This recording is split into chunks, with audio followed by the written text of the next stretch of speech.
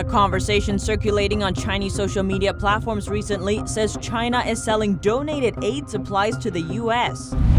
China donated hundreds of thousands of rapid COVID-19 test kits to the Czech Republic, but Czech authorities said the kits weren't donated and had an 80% error rate. A Chinese doctor recounts witnessing a patient killed inside the ICU. He said the patient's death was caused by the Chinese healthcare system. And G7 countries meeting by teleconference today. Top of the agenda included combating the CCP virus and the Chinese regime's disinformation campaign. Welcome to China in Focus. I'm Tiffany Meyer. A blogger who became famous for her daily diary on the situation in Wuhan has published her last article. Fang Fang wrote 60 articles during Wuhan's 62-day lockdown. But when the lockdown ended, so did her diary. In her final article, she urged Chinese authorities to hold people accountable. She says Wuhan citizens who witnessed the tragic events unfolding have the obligation to uphold justice for those who died unjustly during the epidemic. In her last article, she also criticized the extreme leftist power in China, saying it's like the virus infecting Chinese society and bringing disaster to the country. She said despite it being her last article, her Weibo account will remain open. She added she wouldn't give up. She ended her article with a verse from the New Testament and said support from her readers meant she never felt alone. Chinese real estate tycoon Ren Zhijiang, who had been vocal in his criticism of Chinese leader Xi Jinping, has been missing since March 12th. His friend said he was taken away by authorities on that day. His son and his secretary were also arrested. Insiders say Ren's case is considered serious by Chinese authorities. Even his good friend, the Chinese vice president, can't help him. In an article about the current epidemic in China, Ren described a clown who insists on being emperor even though he isn't wearing any clothes. He hinted at Xi Jinping. He also criticized the Chinese Communist Party's suppression of the media, saying the censorship has allowed people to get hurt by the virus and the political system. Netizens began retweeting a video of Ren's speech at Beijing University in 2012. In this speech, he described the political system in China as rotten to the core. He appealed to students to tear down the wall and establish democracy in China. 在中国的现状情况下，我们唯一的社会责任就是在座的所有各位，你们努力地站起来，把我们面前墙推倒，建立我们社会民主制度。 Chinese state media recently reported on China donating rapid test kits to the Czech Republic. But it turns out the Czech Republic actually paid for the kits, and they didn't even work. Chinese state-run media reported on March 18th that China donated 150,000 portable rapid COVID-19 test kits to the Czech Republic. But according to a report by expats, the Czech Foreign Ministry paid more than $500,000 for the kits. The Czech Republic's regional hygienist said the test kits had an error rate of 80%. They only discovered the problem after sending samples to their lab for a second option. The results of the rapid testing kit showed both false positive and false negative results. It will now only do its own lab testing, which is limited to around 900 a day. A recent leak on the Chinese social media platform discovered that some aid materials donated by the Chinese Americans to Wuhan are sold back to the U.S. NTD Xu Rong has more. There's discussion on Twitter over whether aid supplies donated from the U.S. to China were actually sold back to the U.S. On March 23rd, a screenshot of a WeChat group titled Helping the American Hospitals was discovered. One user is trying to sell boxes of protective clothing. The buyer notices the boxes are labeled, "China, you got this," and asks if those boxes were originally donations. The seller claims they were shipped to China by her friend in the U.S. The buyer doubts the origin and asks for customs forms to prove it. But instead of getting an answer, he gets threatened. Another similar incident happened in late February. Guangxi netizens ordered 4,000 masks online. When they arrived, they saw the masks were from the Wuhan Federation of Trade Unions. When they examined further, the boxes were still labeled aid supplies. There's also the case of boxes of masks donated to Wuhan from Indonesia.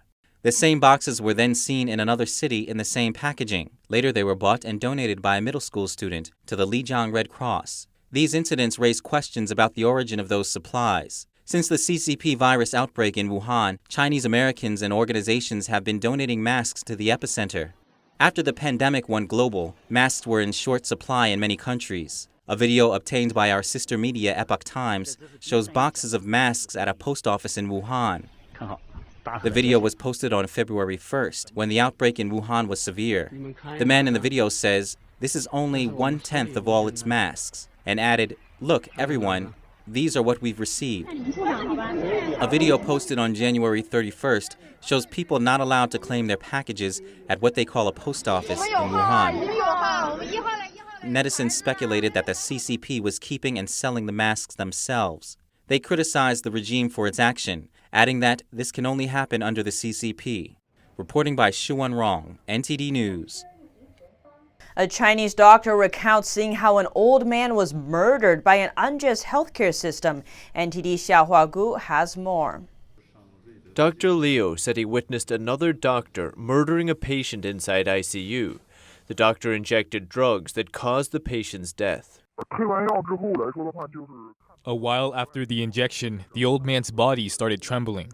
The patient was a man in his 80s. He was sent to the intensive care unit where Liu was an intern. To protect Dr. Liu's identity, we've hidden his name and altered his voice.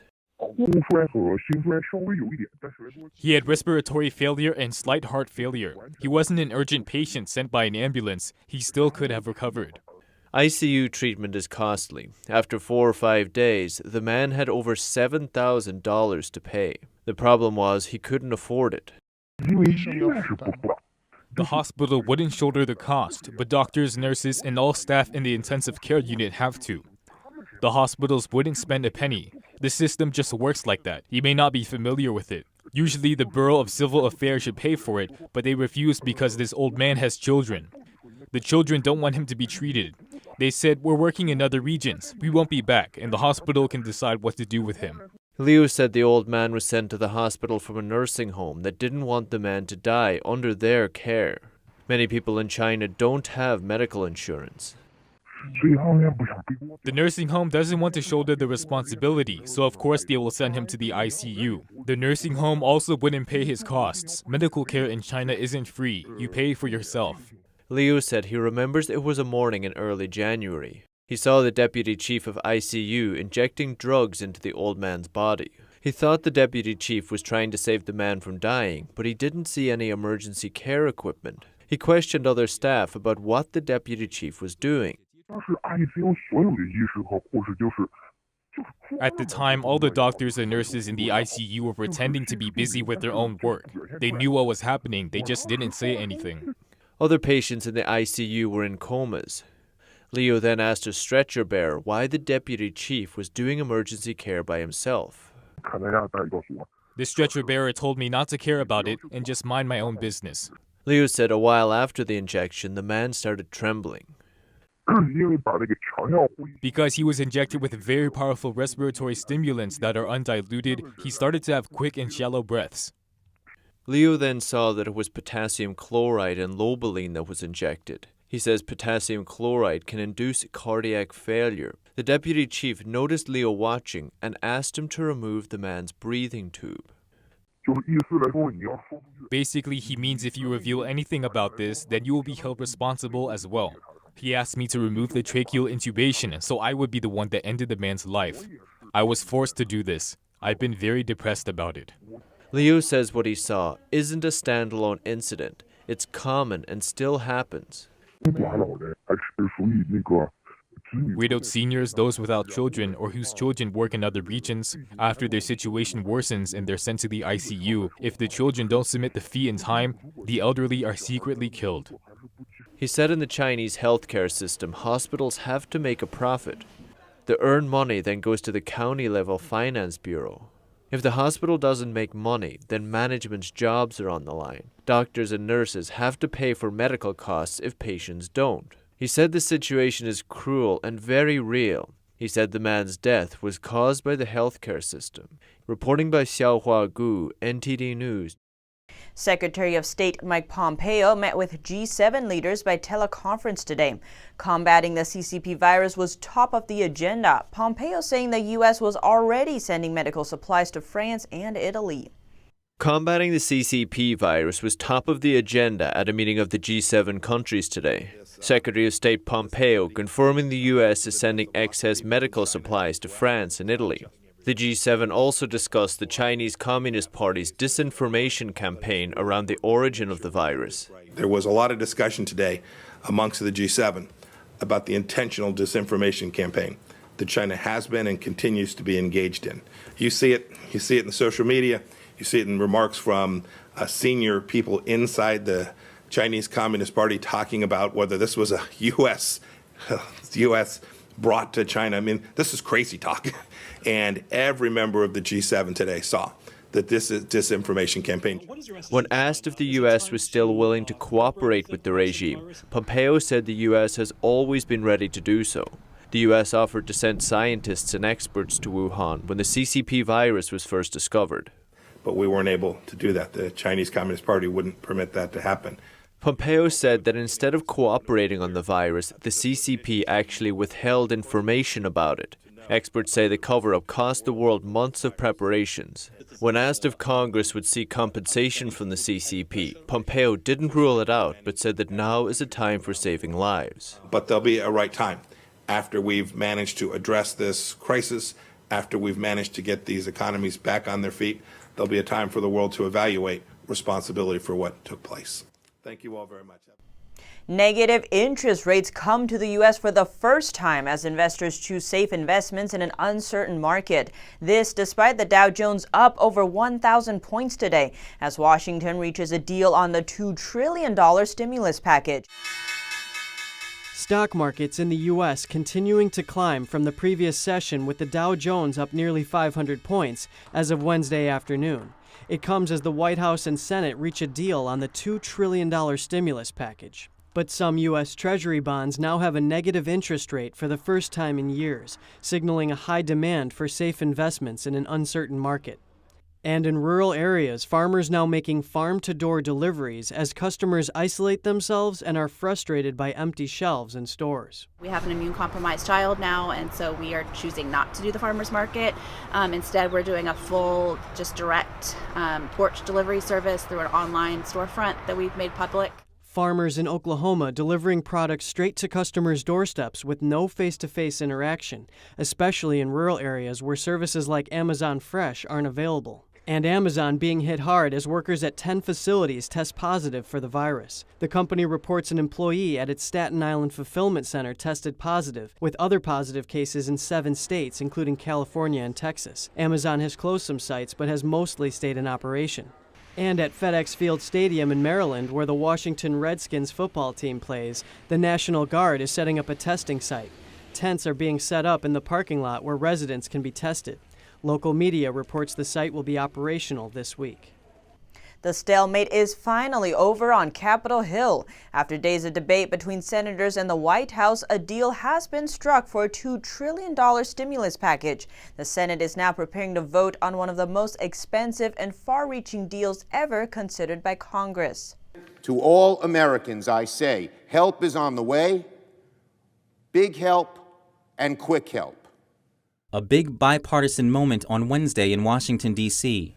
At last, we have a deal. This agreement is really an outstanding agreement. It's the largest emergency aid package in U.S. history, worth $2 trillion. We're still waiting for the full details, but so far an earlier draft set aside $250 billion for direct cash payments. That means checks of up to $1,200 for individuals, $2,400 for married couples, and $500 per child. But those numbers could be reduced if an individual makes more than $7,500 a year or a couple makes more than $150,000. But what we're trying to do right now is just to make as many families and workers whole so they can pay their bills, so they can put food on the table. The rest of the breakdown includes $350 billion in small business loans, $250 billion in unemployment benefits, and $500 billion in loans for distressed companies. The Senate Majority Leader described it as a wartime level of investment for our nation. The agreement comes after days of back and forth over how best to address the virus-ravaged U.S. economy. In addition to the financial boost, the bill also aims to bring in more protective and life-saving medical gear. It's good news for the doctors and nurses in emergency rooms around the country who are waiting for more masks and more funding. After its time in the Senate, the bill will be sent to the House for a vote, and if passed, to the president's desk for signing. And Governor Cuomo said today that the federal government has to prioritize the resources as New York State needs more beds for the apex. There are now more virus cases in New York than the next 5 states combined. Governor Andrew Cuomo insisting that it will need more hospital beds as soon as possible. We may need 140,000. We have 53,000. That's the existing capacity of hospitals. We told all hospitals they have to increase their capacity by 50%. Another challenge are ventilators. New York has 4,000 at the moment, but will need 30,000. We have purchased 7,000, and we are still shopping. Federal government has sent 4,000. We're exploring splitting, where one ventilator could do 2 patients. Italy has had to do this. Automakers like Ford and General Motors have also agreed to start producing ventilators. In California, half of the first 2,100 cases are between 18 and 49 years old. Governor Gavin Newsom reminding the younger generation to be careful. And while President Trump is hopeful, residents in New York might not be so. They're facing the highest risk of infection across the nation, and some are still leaving the city, risking outbreaks in new areas. But to everyone who has left New York over the last few days, because of the rate of the number of cases, you may have been exposed before you left New York. White House officials say any person who has left New York City and the New York metro area should self-quarantine for 14 days. In the U.S., New York City dwellers bear the highest risk of catching the CCP virus that started in Wuhan, China. White House Coronavirus Response Coordinator Dr. Debbie Birx said 60% of all new cases are coming out of the metro New York area. This means anyone leaving the area may well be carrying the infection. The idea, if you look at the statistics, it's disturbing.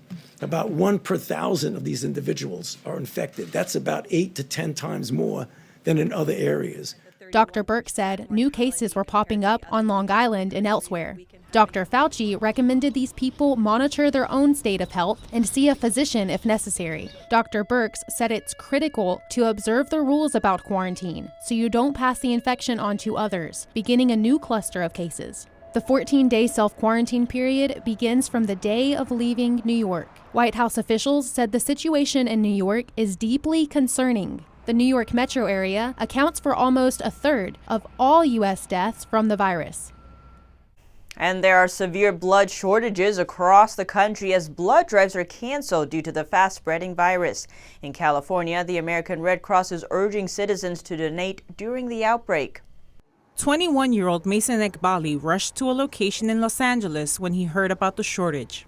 I'm a first-time donor in this in what's going on with the COVID-19, and I think that's very important because, again, many of the blood drives have to get canceled because of the virus, and many people are probably afraid to come out and donate in this time period, but I think, again, you're in a safe environment.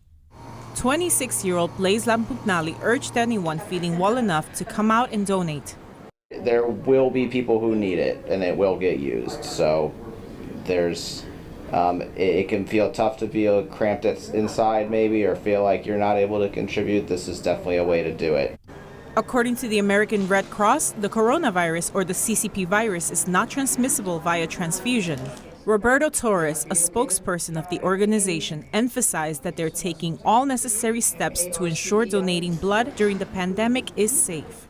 We want to make sure that people know that donating blood is very safe. Even if people don't know if they have the virus or not, we have to check you to make sure your temperature is okay to donate, that you're safe to donate, that you're in good health. Inside the blood drives, nurses take precautions like cleaning hands and beds and changing their gloves before and after each donor. And if you would like to donate, you need to make an appointment on the Red Cross website or by calling 1-800-RED-CROSS. And Spain is getting hit harder by the CCP virus as their infection numbers go up and high-ranking officials are getting infected. Spain experienced the steepest increase in its death toll since the outbreak hit the country. It reported more than 700 deaths in 24 hours. The country's deputy prime minister also tested positive for the CCP virus. The Prime Minister's office said she was doing well and receiving medical treatment. And in Britain, Prince Charles has tested positive as well. He has been displaying mild symptoms, but otherwise remains in good health. It's not possible to say where the Prince of Wales has caught the virus due to the engagements he carries out in his public role. And on a lighter note, Easter Sunday is just around the corner. A bakery in Switzerland decided to take a page out of a safety measures playbook as a way to brighten the mood, dressing up their chocolate Easter bunnies with protective masks. New emergency legislation in the UK includes enforcement measures never seen before during peacetime. It's expected to be signed into law this week, but the government says it will only use them when necessary. Jane Werrell has the story. The UK is adopting stricter measures in an effort to stop the spread of COVID-19, the disease caused by the CCP virus. New legislation has been rushed through Parliament as the UK follows the footsteps of its European neighbours. Parliament itself is to close for at least 4 weeks. The UK is already under lockdown, but the new legislation that is 320 pages long gives power to the police to break up gatherings, as well as isolate or detain anyone they think may be at risk of carrying the virus. On Tuesday, police shut down a gathering of around 20 people having a cookout. Other measures in the emergency law will allow workers to claim sick pay more quickly. The legislation shows just how serious the UK government thinks things might get. The chair for the Police Federation of England and Wales said they will do what they can to protect the public, but admitted that the practicalities of police in the lockdown came with challenges. He's asked for the public's support at this time of crisis. Jane Werrell, NTD News, London. Governors across the country are issuing stay-at-home orders to combat the rising cases of CCP virus in the U.S. It's a cause of stress for many Americans as they adapt to the new measures, but an expert says meditation could help with that. NTD's Kevin Hogan has more. Nearly half of Americans being asked to stay home amid the outbreak. Lack of control and a fear of the unknown can be a source of stress for many, but meditation coach Lynn Goldberg says meditation can help. When we actually start to meditate, we recognize that, yes, fear is present, and it is an emotion that we all deal with from time to time, but we learn to sit with it rather than allow it to overwhelm us. With several states issuing stay-at-home orders, Americans spending more time cooped up at home. Goldberg saying this can cause people to feel trapped and anxious, but meditation can help us respond rather than react.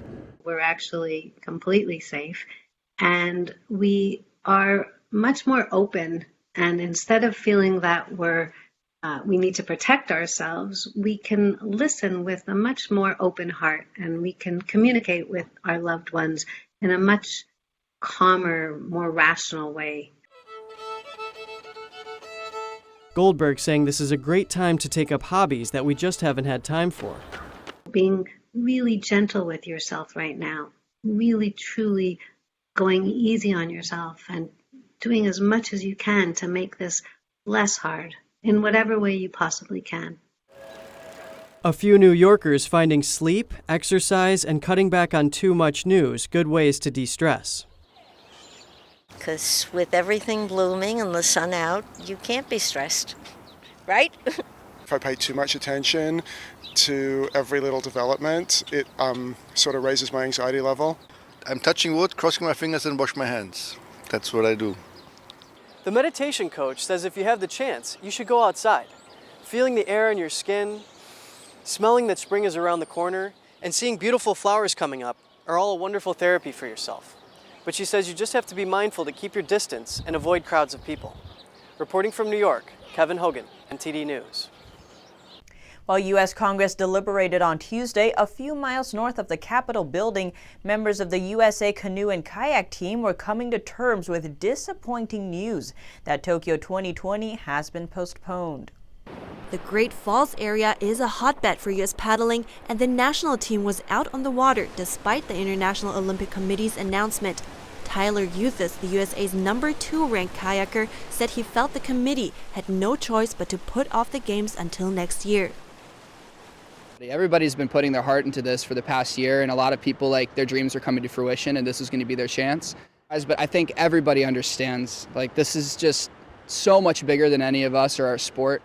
Erin Mann, the team's communications manager, said there was uncertainty now about the team's financial support from the U.S. Olympic Committee. So they'll have to determine their budgets and figure out what they're able to put out, and hopefully we'll be in a position where we won't have to worry about that. Joshua Joseph, who started kayaking at age 6 and has won 2 IFC Junior World Championships, looked ahead to 2021. I think the dream never dies, and so although you have another year to push, it's just another year to get better and go even harder at it. The USA Olympic trials were to be held this spring in Oklahoma City. Here at China in Focus, we bring you first-hand information from inside China. Don't forget to subscribe for the latest updates.